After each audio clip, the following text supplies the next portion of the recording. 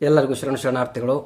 ತಮಗೆಲ್ಲ ಗೊತ್ತಿದ್ದ ಹಾಗೆ ಈ ಲಿಂಗಾಯತ ಅನ್ನುವಂಥ ಧರ್ಮ ಏನಿದೆಯೋ ಇದೊಂದು ವೈಚಾರಿಕವಾದ ಮತ್ತು ವೈಜ್ಞಾನಿಕವಾದ ಧರ್ಮ. ಇದು ಭಾರತದಲ್ಲಿ ಜಾತಿ ವ್ಯವಸ್ಥೆಯನ್ನು ವಿರೋಧಿಸಿ ಹುಟ್ಟಿರ್ತಕ್ಕಂಥ ಒಂದು ಚಳವಳಿ. ಆದರೆ ಕಾಲಾನಂತರದಲ್ಲಿ ಏನಾಯಿತು, ಭಾರತದಲ್ಲಿ ಪ್ರತಿಯೊಂದನ್ನು ಜಾತಿಯ ನೆಲಗಟ್ಟಿನಲ್ಲಿ ನೋಡತಕ್ಕಂಥ ಒಂದು ಪರಿಪಾಠ ಪುರೋಹಿತಶಾಹಿಗಳಿಂದ ಪ್ರಭಾವಶೀಲರಾಗಿ ಎಲ್ಲ ಸಮಾಜಗಳು ಅನುಸರಿಸ್ತಾ ಬರ್ತಾ ಇದ್ದಾವೆ. ಅದರಲ್ಲಿ ಈ ವರ್ಣ ವರ್ಗ ಲಿಂಗ ಭೇದರಹಿತ ಸಮಾಜ ಅಥವಾ ಜಾತಿರಹಿತ ಸಮಾಜದ ಪರಿಕಲ್ಪನೆಯಿಂದ ಹುಟ್ಟುಕೊಂಡಂಥ ಲಿಂಗಾಯತ ಧರ್ಮದಲ್ಲೂ ಕೂಡ ಕಾಲಾನುಕ್ರಮದಲ್ಲಿ ಜಾತಿ ವ್ಯವಸ್ಥೆ ಹುಟ್ಟು ಪಡೀತದೆ. ಈ ಜಾತಿ ವ್ಯವಸ್ಥೆ ಹುಟ್ಟು ಪಡೆದು ಅಲ್ಲಿ ಅನೇಕ ಉಪಜಾತಿಗಳು ಹುಟ್ಟುಕೊಳ್ತವೆ. ಕಾಯಕದ ಆಧಾರದಲ್ಲಿ ಇದ್ದಂಥ ಗುರುತಿಸುವಿಕೆ ಏನಿದೆಯೋ ಅದು ಮುಂದೆ ಉಪಜಾತಿಗಳ ರೂಪವನ್ನು ಸ್ವರೂಪವನ್ನು ಪಡ್ಕೊಂಡು ಸಮಾಜದಲ್ಲಿ ಯಾವ ವ್ಯವಸ್ಥೆಯಿಂದ ನಾವು ದೂರ ಹೊರಟು ಸಿಡಿದು ಬಂದಿದ್ದೀವೋ ಅದೇ ವ್ಯವಸ್ಥೆಯ ಭಾಗ ಆಗ್ತೇವೆ. ಇದಕ್ಕೆ ಒಂದು ಬಹುದೊಡ್ಡ ಉದಾಹರಣೆಯನ್ನು ನಾನು ನಿಮ್ಗೆ ಕೊಡ್ತೇನೆ.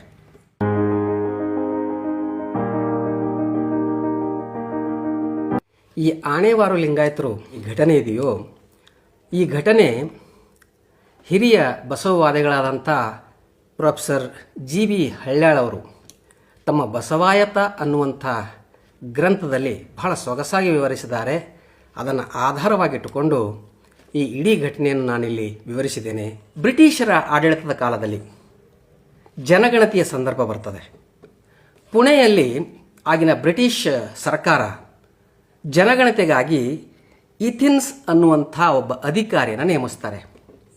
ಈ ಈಥಿನ್ಸ್ ಅನ್ನುವಂಥ ಚುನಾವಣಾ ಅಧಿಕಾರಿ, ಜನಗಣತಿಯ ಉಸ್ತುವಾರಿ ನೋಡತಕ್ಕಂಥ ಅಧಿಕಾರಿ, ಈ ಭಾಗದ ಜನಗಣತಿ ಮಾಡಬೇಕಾದ್ರೆ ಅಂದಿನ ಕಾಲದ ಬಹುದೊಡ್ಡ ಶ್ರೀಮಂತರು ಮತ್ತು ಸಮಾಜದ ಮುಖಂಡರಾಗಿದ್ದಂಥ ಸೊಲ್ಲಾಪುರದ ವಾರದ ಮಲ್ಲಪ್ಪನವರನ್ನು ಹೇಳ್ತಾರೆ, ನಿಮ್ಮ ಲಿಂಗಾಯತರಲ್ಲಿ ಜಾತಿ ಭೇದ ಅನ್ನುವಂಥದ್ದು ಏನಾದರೂ ಇದೆಯಾ, ಉಪಜಾತಿಗಳಿದಾವ?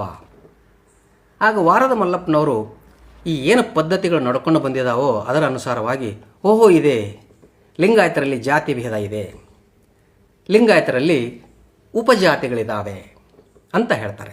ಹಾಗಾದರೆ ಹಾಗೊಂದು ಬರೆದು ಕೊಡಿ, ನೀವು ಬರೆದು ಕೊಡಿ ಅಂದಾಗ ಈ ವಾರದ ಮಲ್ಲಪ್ಪನವ್ರ ಜೊತೆಗೆ ಅವತ್ತಿನ ದಿನ ಈಥಿನ್ಸ್ ಅವರು ಅಂದಿನ ಸಮಾಜದ ಮುಖಂಡರಾದಂಥ ಅರಟಾಳ್ ರುದ್ರಗೌಡರನ್ನ, ಮೈಸೂರಿನ ವೀರಸಂಗಪ್ಪನವರನ್ನ, ಬಳ್ಳಾರಿಯ ಹಂಗಿನಕಟ್ಟಿ ಚನ್ನಬಸಪ್ಪನವ್ರನ್ನ ಇತ್ಯಾದಿ ಸಮಾಜದ ಮುಖಂಡರನ್ನು ಕರೆಸಿರ್ತಾರೆ.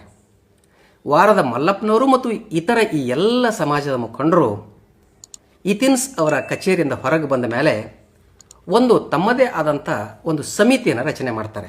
ಅಂದರೆ ಲಿಂಗಾಯತ ಸಮುದಾಯದಲ್ಲಿ ಉಪಜಾತಿಗಳು ಮತ್ತು ಶ್ರೇಣೀಕೃತ ವ್ಯವಸ್ಥೆ ಇದೆಯೋ ಇಲ್ವೋ, ಹಾಗೆ ಇದ್ದರೆ ಅದನ್ನು ಒಂದು ಪಟ್ಟಿ ಮಾಡಿ ಹೇಗೆ ಅದನ್ನು ವರ್ಗೀಕರಿಸಬೇಕು ಅನ್ನುವಂಥ ಒಂದು ಸಮಿತಿಯನ್ನು ಮಾಡಿ ಇಬ್ಬರು ಶಾಸ್ತ್ರಿಗಳನ್ನು ಆ ಸಮಿತಿಗೆ ಮುಖಂಡರಾಗಿ ನೇಮಿಸ್ತಾರೆ.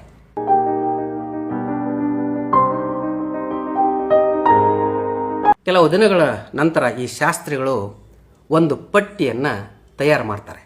ಆ ಪಟ್ಟಿಗೆ ಆಣೆವಾರಿ ಲಿಂಗಾಯತರ ಪಟ್ಟಿ ಅಂತ ಹೆಸರು. ಏನಿದು ಆಣೆವಾರಿ?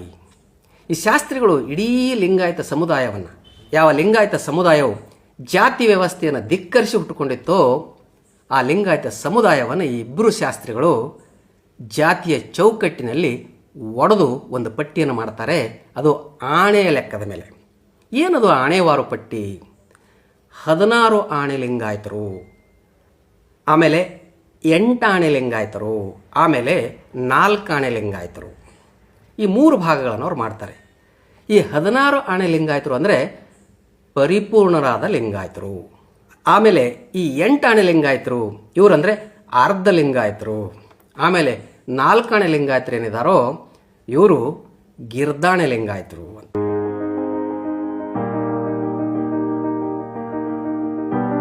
ಈ 3 ಪಟ್ಟಿಗಳಲ್ಲಿ ಒಂದಷ್ಟು ಉಪಜಾತಿಗಳನ್ನು ಸೇರಿಸ್ತಾರೆ. ಆ ಉಪಜಾತಿಗಳು ಯಾವ್ಯಾವು ಹೇಗೆ ಸೇರಿಸಿದ್ದಾರೆ ಅನ್ನುವಂಥದ್ದನ್ನು ನಾನು ತಮಗೆ ಹೇಳ್ತೇನೆ.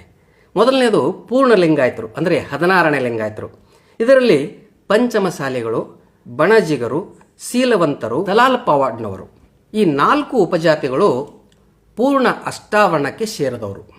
ಈ 4ರಲ್ಲಿ ಮಾತ್ರ ಲಿಂಗಾಯತ ಮಠಗಳಿಗೆ ಮಠಾಧೀಶರಾಗಲು, ಉಳಿದವರಿಗೆ ಲಿಂಗ ದೀಕ್ಷೆ ಕೊಡಲು, ಪಾದೋದಕ ಪ್ರಸಾದ ನೀಡುವ ಅರ್ಹತೆಯನ್ನು ಈ 4 ಉಪಜಾತಿಗಳು ಮಾತ್ರ ಹೊಂದಿದ್ದಾವೆ.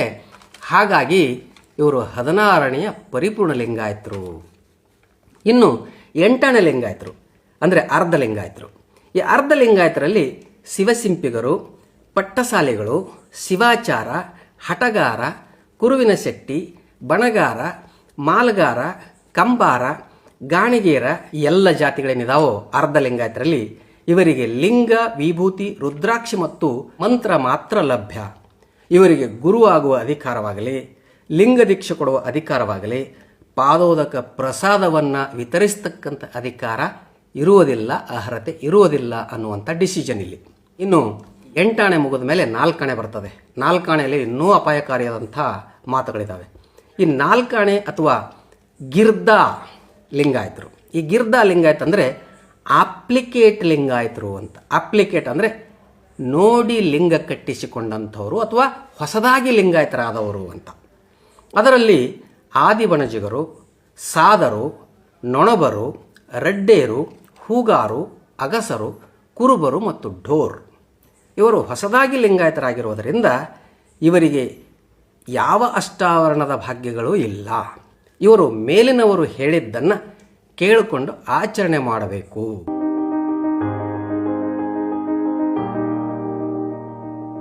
ಈ ಒಂದು ಪಟ್ಟಿ ಏನು ಇದೆಯೋ, ಈ ಶಾಸ್ತ್ರಿಗಳು ತಯಾರು ಮಾಡಿದಂಥ ಪಟ್ಟಿ, ಈ ಪಟ್ಟಿಯನ್ನು ತಯಾರು ಮಾಡಿ ವಾರದ ಮಲ್ಲಪ್ಪನವರು ಸಮಾಜದ ಮುಖಂಡರಾದಂಥ ಎಲ್ಲರಿಗೂ ತೋರಿಸಿ ಅದನ್ನು ಮುದ್ರಿಸಿ ಒಂದು ಜಾಹೀರಾತವನ್ನು ಹೊರಡಿಸಿ ಅದು ಚುನಾವಣಾ ಅಧಿಕಾರಿಗೆ ಸಬ್ಮಿಟ್ ಮಾಡ್ತಾರೆ. ಸಬ್ಮಿಟ್ ಮಾಡಾದ ಮೇಲೆ ಈ ಜಾಹೀರಾತು ಏನಿದೆಯೋ ಇದು ಒಬ್ಬ ಸಂವೇದನಾಶೀಲ ಮಾಸ್ತರ್ ಇರ್ತಾರೆ ವಿಜಾಪುರದಲ್ಲಿ. ಅವರ ಹೆಸರು ದುಂಡಪ್ಪ ಸಾಣಿಕ್ ಅನ್ನುವಂಥ ಟೀಚರು. ಈ ದುಂಡಪ್ಪ ಸಾಣಿಕ್ ಅನ್ನುವಂಥ ಟೀಚರ್ ಏನಿದ್ರು ಶಿಕ್ಷಕರು, ಇವರಿಗೆ ಈ ಜಾಹೀರಾತು ಸಿಗ್ತದೆ. ಇದು ನೋಡಿ ಭಾಳ ವೇದನೆ ಪಟ್ಕೊಳ್ತಾರೆ. ಈ ದುಂಡಪ್ಪ ಸಾಣಿಕ್ ಮಾಸ್ಟ್ರು ಆದಿಬಣಜಿಗ ಸಮಾಜಕ್ಕೆ ಸೇರಿದವರು. ಅವರು ಒಂದು ವಾದವನ್ನು ಮುಂದಿಡ್ತಾರೆ. ಆದಿಬಣಜಿಗರು ಅಂದರೆ ಮೂಲ ಬಣಜಿಗರು, ಉಳಿದ ಬಣಜಿಗರೆಲ್ಲ ಆಮೇಲೆ ಜೈನರು, ಬ್ರಾಹ್ಮಣರು ಮತ್ತಾರೋ ಬಂದು ಸೇರಿಕೊಂಡು ದೀಕ್ಷಾ ತಗೊಂಡು ಲಿಂಗಾಯತರಾದಂಥವ್ರು. ಪಂಚಮಸಾಲಿಗಳು ಅಂದರೆ ಬ್ರಾಹ್ಮಣ, ಕ್ಷತ್ರಿಯ, ವೈಶ್ಯ, ಶೂದ್ರ ಈ 4 ವರ್ಣಗಳು ಬಿಟ್ಟು ಪಂಚಮರ ಯಾರ್ಯಾರು ಜಾತಿಯವರಿದ್ದರೋ ಅವರೆಲ್ಲ ಬಂದವರೇ ಪಂಚಮಸಾಲಿಗಳು. ಇಷ್ಟೆಲ್ಲ ಇದ್ದಾಗೂ ಕೂಡ ಇಲ್ಲಿ ಶ್ರೇಷ್ಠತೆಯ ವ್ಯಸನದಿಂದ ಮೂಲ ಆದಿಬಣಜಿಗರನ್ನು ಮತ್ತು ಇನ್ನಿತರ ಕಾಯಕ ವರ್ಗದವರನ್ನು ಅರ್ಧ ಮತ್ತು ಗಿರ್ದಾದಲ್ಲಿ ಸೇರಿಸಿದಾರಲ್ಲ, ಇದು ಎಂಥ ಅನ್ಯಾಯ. ಇದನ್ನು ನಾನು ಪ್ರತಿಭಟಿಸಲೇಬೇಕು ಅಂತ ಒಂದು ನಿರ್ಧಾರವನ್ನು ಮಾಡಿಕೊಂಡು ಅಂದಿನ ದಿನಗಳಲ್ಲಿ ಇಂದಿನ ಮಹಾರಾಷ್ಟ್ರದ ಸೊಲ್ಲಾಪುರ ಜಿಲ್ಲೆಯಲ್ಲಿ ಇರತಕ್ಕಂಥ ಅಕ್ಕಲಕೋಟೆಗೆ ಹೋಗ್ತಾರೆ. ಅಕ್ಕಲಕೋಟೆಯಲ್ಲಿ ಒಬ್ಬರು ಶರಣರಿರ್ತಾರೆ. ಆ ಶರಣರು ಮೂಲ ಪರಂಪರೆ ಏನು ಅಂತಂದರೆ ನೇಕಾರ ಉಪಪಂಗಡಕ್ಕೆ ಸೇರಿದವರು. ಅವರು ಬಸವ ತತ್ವವನ್ನು ಅನುಚ್ಛನ್ನವಾಗಿ ಆಚರಣೆ ಮಾಡ್ಕೊಂಡು ಬರ್ತಕ್ಕಂಥ ಒಬ್ಬ ಮಹಾನ್ ಶರಣರವರು. ಆ ಶರಣರ ಹತ್ರ ಹೋಗಿ ಈ ಏನು ಜಾಹೀರಾತು ಹೊರಡಿಸಿರ್ತಾರಲ್ಲ ವಾರದ ಮಲ್ಲಪ್ಪನವರು, ಅದನ್ನು ಇಟ್ಟು, ಏನು ಶರಣರೇ, ಲಿಂಗಾಯತರಲ್ಲಿ ಜಾತಿ ಭೇದ ಇಲ್ಲ, ನಾವೆಲ್ಲ ಬಸವಣ್ಣ ಸ್ಥಾಪಿಸಿದ ವರ್ಗರಹಿತ ಸಮಾಜದವರು ಅಂತ ಹೇಳ್ತೇವೆ, ನೀವು ಪ್ರವಚನ ಮಾಡ್ತಾ ಇದ್ದೀರಿ, ಆದರೆ ಇಲ್ಲಿ ನೋಡ್ರೆ ನಮ್ಮ ಸಮಾಜದ ಮುಖಂಡರು ಈ ಥರ ಒಂದು ಭೇದ ಭಾವವನ್ನು ಮಾಡಿ ಬ್ರಿಟಿಷ್ ಅಧಿಕಾರಿಗೆ ಸಲ್ಲಿಸಿದ್ದಾರೆ, ಏನಿದು? ಆವಾಗ ಶರಣರಿಗೆ ಬಹಳ ದುಃಖ ಆಗ್ತದೆ. ಇದೆಲ್ಲ ದೊಡ್ಡವರು ಮಾಡೋ ಕೆಲಸ, ಇದನ್ನು ನಾನು ಪ್ರತಿಭಟಿಸಬೇಕು, ನಾನು ಇದನ್ನು ಪ್ರತಿಭಟಿಸ್ತೇನೆ ಅಂತ ಸೊಲ್ಲಾಪುರಕ್ಕೆ ಹೋಗ್ತಾರೆ.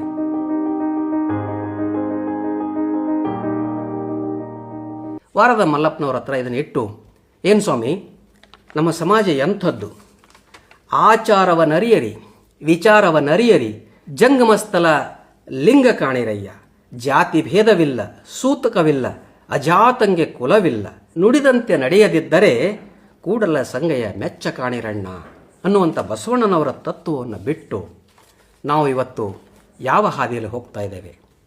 ಸರ್ಕಾರಿ ದಾಖಲೆಯಲ್ಲಿ ಲಿಂಗಾಯತರಲ್ಲಿ ಜಾತಿ ಭೇದ ಇದೆ ಅಂತ ಅದನ್ನು ಆಣೆವಾರು ವಿಂಗಡಿಸಿ ನೀವು ಇತಿನ್ಸವರಿಗೆ ಕೊಟ್ಟಿದ್ದೀರಿ ಅನ್ನುವಂಥ ಸುದ್ದಿ ಜಾಹೀರಾತಿನಲ್ಲಿ ಪ್ರತಿಬಿಂಬಿತ ಆಗ್ತಾ ಇದೆ. ಇದು ತಪ್ಪು ಸಂದೇಶ ಹೋಗ್ತದೆ, ಇದನ್ನು ನೀವು ಮಾಡಕೂಡದು. ಆಗ ವಾರದ ಮಲ್ಲಪ್ಪನವ್ರು ಹೇಳ್ತಾರೆ, ಏನು ನಡೀತಾ ಇದೆಯೋ ಅದನ್ನು ನಾನು ಮಾಡಿದ್ದೇನೆ, ನಿಮಗೇನಾದರೂ ಆಕ್ಷೇಪ ಇದ್ದರೆ ಚುನಾವಣಾಧಿಕಾರಿ ಹತ್ರ ಹೋಗಿ. ಆಗ ಶರಣರು ಸುಮ್ಮನೆ ಕೊಡೋದಿಲ್ಲ.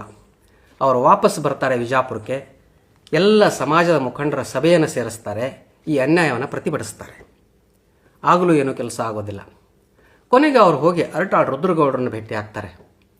ನೋಡಿ ರುದ್ರಗೌಡ್ರೆ, ಈ ಥರ ಆಗಿದೆ, ಇದನ್ನು ನಾವು ಹೇಗೆ ಇದನ್ನು ಮಾಡೋದು? ರುದ್ರಗೌಡರು ಶರಣರ ಮನವಿ ಮೇರೆಗೆ ಬೆಳಗಾವಿಯಲ್ಲಿ ಒಂದು ಸಭೆಯನ್ನು ಕರೀತಾರೆ. ಆ ಸಭೆಗೆ ಸಮಾಜದ ಎಲ್ಲ ಮುಖಂಡರನ್ನು ಆಹ್ವಾನಿಸಿ ಅಲ್ಲಿ ಚರ್ಚೆ ಆಗ್ತದೆ. ಚರ್ಚೆ ಆದಾಗಲೂ ಕೂಡ ಬಹಳಷ್ಟು ಜನ ಸಂಪ್ರದಾಯವಾದಿಗಳು ಅಥವಾ ತಮ್ಮನ್ನು ತಾವು ಶ್ರೇಷ್ಠ ಅಂತ ತಿಳ್ಕೊಂಡಂಥವರು ಇದನ್ನು ಒಪ್ಪೋದಿಲ್ಲ. ಆಗ ಸಭೆಯಲ್ಲಿ ಬಹಳ ದೊಡ್ಡ ವಾದವನ್ನು ಶರಣರು ಮಾಡ್ತಾರೆ. ನೀವೇನು ಈ ಭೇದವನ್ನು ಮಾಡಿದ್ದೀರೋ ಇದಕ್ಕೆ ಆಧಾರವನ್ನು ಕೊಡಿ. ಲಿಂಗಾಯತರ ಧರ್ಮಗ್ರಂಥಗಳು ಅಂದರೆ ವಚನಶಾಸ್ತ್ರ ಅಥವಾ ಯಾವುದಾದ್ರೂ ಗ್ರಂಥಗಳಲ್ಲಿ ಈ ಭೇದ ಭಾವ ಲಿಂಗಾಯತ ಧರ್ಮದಲ್ಲಿ ಇದೆ ಅಂತ ನೀವು ತೋರಿಸಿ ನಾನು ಒಪ್ಕೊಳ್ತೇನೆ, ಇಲ್ಲಾಂದರೆ ನಾನು ತೋರಿಸ್ತೇನೆ ವಚನಗಳ ಆಧಾರದ ಮೇಲೆ ಇಲ್ಲಿ ಭೇದ ಭಾವ ಇಲ್ಲ ಅಂತ ನೀವು ಒಪ್ಕೋಬೇಕು. ಆಗ ಸಭೆ 3 ದಿವಸ ಕಾಲಾವಕಾಶ ಕೇಳ್ತದೆ ಶರಣರು.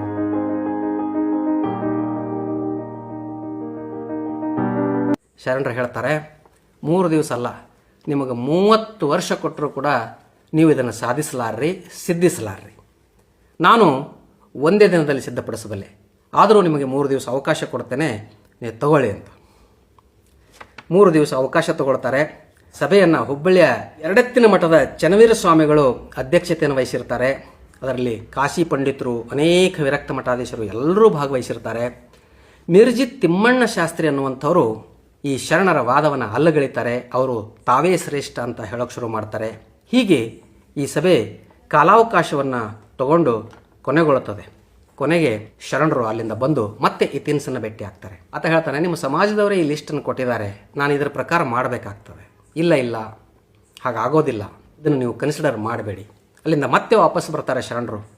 ಬಂದ ಮೇಲೆ ಇಡೀ ಸಮಾಜದ ಹಲವಾರು ಮುಖಂಡರುಗಳನ್ನು ಭೇಟಿ ಆಗ್ತಾರೆ, ರಾಜ ಮಹಾರಾಜರುಗಳನ್ನು ಭೇಟಿ ಆಗ್ತಾರೆ, ವ್ಯಾಪಾರಿಗಳನ್ನು ಭೇಟಿ ಆಗ್ತಾರೆ, ಸಮಾಜದ ಪಂಚಾಚಾರ್ಯರು ಅನ್ನುವಂಥ ವೀರಶೈವ ಒಂದು ಪಂಗಡ ಇದೆಯಲ್ಲ, ಆ ಪಂಗಡದ ಮಠಾಧೀಶರನ್ನೂ ಭೇಟಿಯಾಗಿ ನನಗೊಂದು ಸಿಗ್ನೇಚರ್ ಕೊಡಿ, ಲಿಂಗಾಯತರಲ್ಲಿ ಭೇದ ಭಾವ ಇಲ್ಲ ಅಂತ ಹೇಳಿ, ಈ ಥರ ಎಲ್ಲ ನಡೀತಾ ಇದೆ ಅಂತ. ಅವರು ಯಾರೂ ಸ್ಪಂದಿಸೋದಿಲ್ಲ. ಆಗ ಅವರು ಕೊನೆಗೆ ಹೋಗೋದು ರಾವ್ ಬಹದ್ದೂರ್ ಲಿಂಗರಾಜ್ ದೇಸಾಯಿ ಅವರ ಹತ್ರ.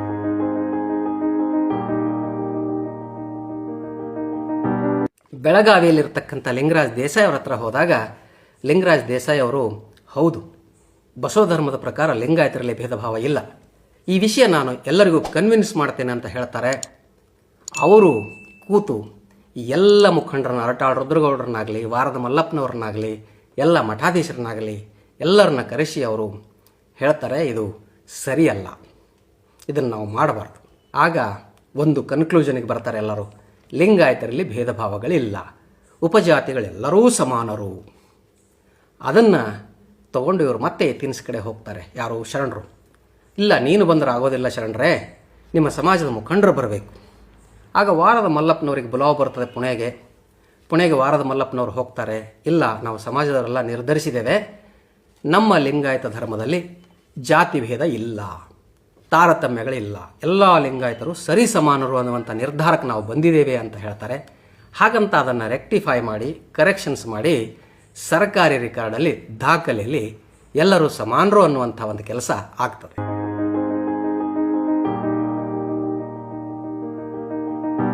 ಇದರಲ್ಲಿ ನಾವು ಬಹಳ ಮುಖ್ಯವಾಗಿ ನೆನಪಿಡಬೇಕಾದಂಥದ್ದು, ಜಾತಿ ಭೇದವನ್ನು ಬಸವ ಧರ್ಮಕ್ಕೆ ವಿರೋಧವಾಗಿ ಹುಟ್ಟು ಹಾಕದಂಥ ಶ್ರೇಷ್ಠತೆಯ ವ್ಯಸನಧಾರಿಗಳು, ಅದನ್ನು ವಿರೋಧಿಸಿದಂಥವರು ದುಂಡಪ್ಪ ಮಾಸ್ತರ್ ಸಾಣಿಕ್ ಅವರು, ವಿಜಾಪುರದವರು.